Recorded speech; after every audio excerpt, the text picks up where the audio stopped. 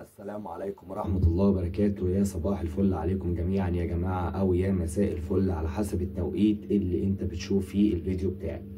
طيب قبل بس ما اخش يا جماعة في موضوع الفيديو بتاع النهاردة، حابب بس انوه على حاجة، ان اغلبية الناس اللي بتشاهد الفيديوهات بتاعتي والله العظيم يا جماعة 92% منهم مش عاملين سبسكرايب في القناة، و8% فقط بس هم اللي مشتركين في القناة. ففضلا وليس امرا يا جماعه، كل اللي بيشاهد الفيديوهات او مهتم بالسفر سواء لامريكا، استخراج فيزا السياحه، خدت فيزا سياحه، تعديل وضعك جوه امريكا، قدمت على اللوتري، ازاي اقدم على اللوتري، كل الحاجات دي، او حتى لفيز الاتحاد الاوروبي وانواع الفيز المختلفه للاتحاد الاوروبي، سواء انت بتدور على فيزا سياحه، فيز بحث عن عمل، تعديل الوضع جوه الاتحاد الاوروبي، كل ده لو انت مهتم بيه هو ده التخصص بتاع القناه بتاعت اخوك احمد، اخوك في الله. فانت لو شاهدت القناه او المحتوى بتاعي ظهر لك في اشعار، ففضلا وليس امرا اعمل سبسكرايب في القناه وزعق ويشغل الزرار بتاع الجرس عشان يجيلك الفيديوهات بتاعتنا اول فاول اول باول. فده تنبيه بس يا جماعه، ان 92% من الناس مش مشتركه اصلا في القناه.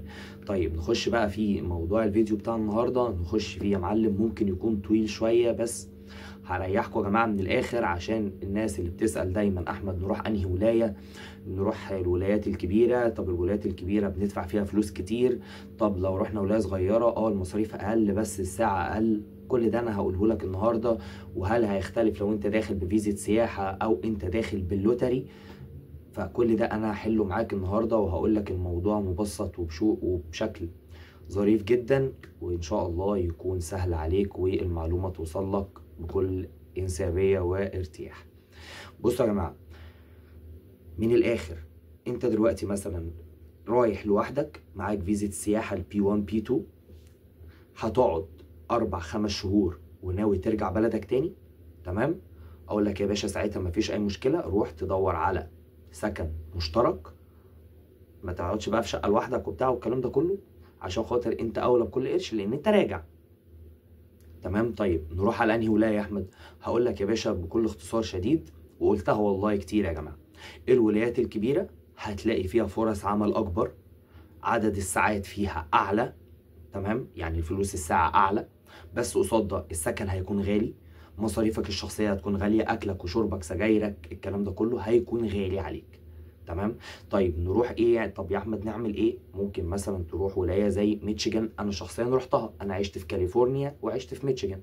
تمام؟ ميتشيجان ايه يا باشا الميزه اللي انت شايفها يا احمد في الولايه دي؟ هقول لحضرتك ان الولايه دي 90% منها عرب، فاخواتنا اللي رايحين بفيزا سياحه وهو عنده مشاكل في اللغه، فمش هيقابل مشاكل في حته اللغه. انت بص يعني ميتشيجان دي دوله عربيه جوه امريكا، فحته اللغه مش هتاثر عليك قوي، هتقدر تلاقي شغل بسهوله ان شاء الله طبعا بدون مقاطعه. تمام؟ والحياه فيها رخيصه، السكن فيها رخيص، المصاريفك الشخصيه رخيصه، الحاجات دي كلها هناك رخيصه، بس في نفس الوقت برضو عدد الساعه عددها اقل من كاليفورنيا، من نيويورك، من تكساس، من الكلام ده كله. تمام؟ فهي يا جماعه يا جماعه الخير والله نسبة وتناسب، عشان محدش يسوحك ومحدش يقول لك مش عارفة ايه ومش عارفة مين. طيب انا دلوقتي يا احمد داخل مثلا، قدمت في الهجرة العشوائية واتقبلت وخلصت كل حاجة ورحت امريكا، وصلت وخدت الجرين كارد، انا كده راجل قانوني، معايا سوشيال ومعايا ورك بيرميت ومعايا جرين كارد 3 سنين يا باشا، يبقى معايا الباسبور الامريكي.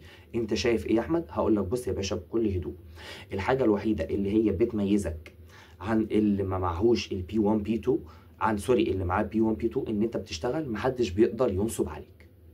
يعني انت المكان اللي هينصب عليك انت قادر تقفله وتوديه في 60 داهيه. انت راجل بتشتغل قانوني، زائد ان انت لو لقيت شغله في البوزيشن بتاعك، ولقيت في شغل فعلا وكنت على تواصل مع جهه امريكيه معينه وقالت لك تمام انت الورق بتاعك جامد واحنا فعلا محتاجينك، هتشتغل تاني يوم.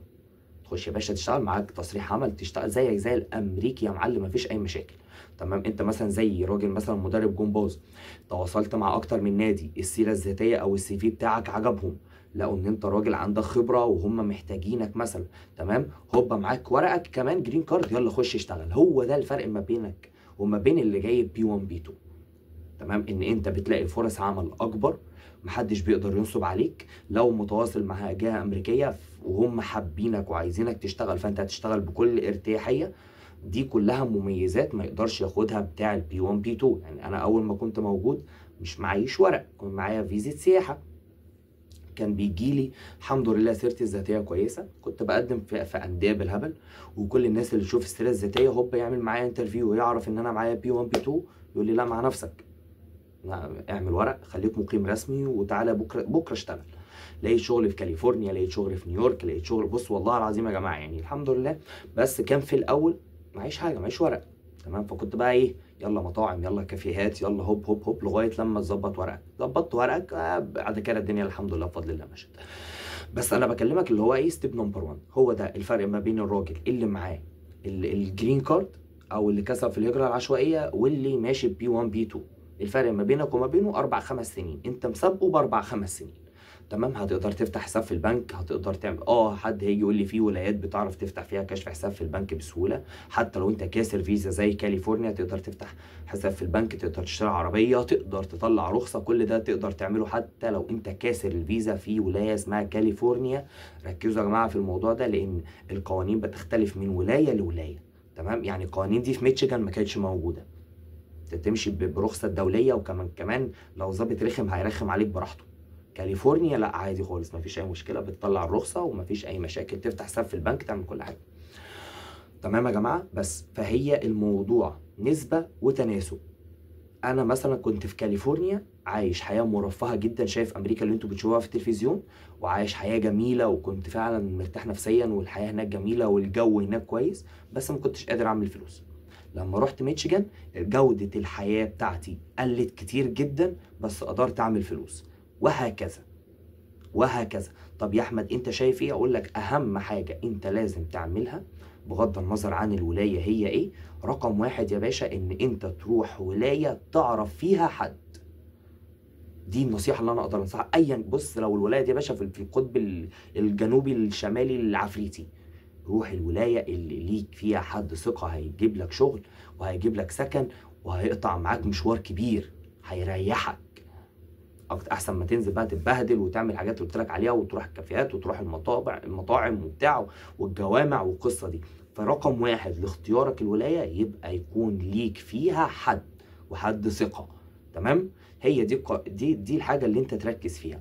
رقم 2 لو انت مهاجر، يعني نصيحة، سافر انت الاول لوحدك، ما تاخدش اهلك معاك، استقر، اعمل شقه، ظبط سكن، ظبط شغله ثابته. خلاص الامور استقرت في امريكا، هاتهم يا باشا، هيجوا معززين مكرمين، هينزلوا من المطار على البيت، يبقى انت كمان معاك ملمين، تاني يوم تاخدهم تفسحهم، تالت يوم تفسحهم، وهكذا، وتبقى الحياه مستقره. يبقى هم ما حسوش بالجاب والفرق اللي ما بين مصر وامريكا. انت يا باشا اللي خدت وش القدره، بس مش مشكله. دي النصيحتين اللي انا اقدر انصحك بيهم، ودي هو الموضوع بتاع الحلقه بتاع النهارده. ما تنساش يا محترم او يا محترم تعمل لايك للفيديو وتعمل كومنت لو الفيديو عجب حضرتك، وان شاء الله هرد على حضرتك حتى لو عندك اي استفسار. والسلام عليكم ورحمه الله وبركاته.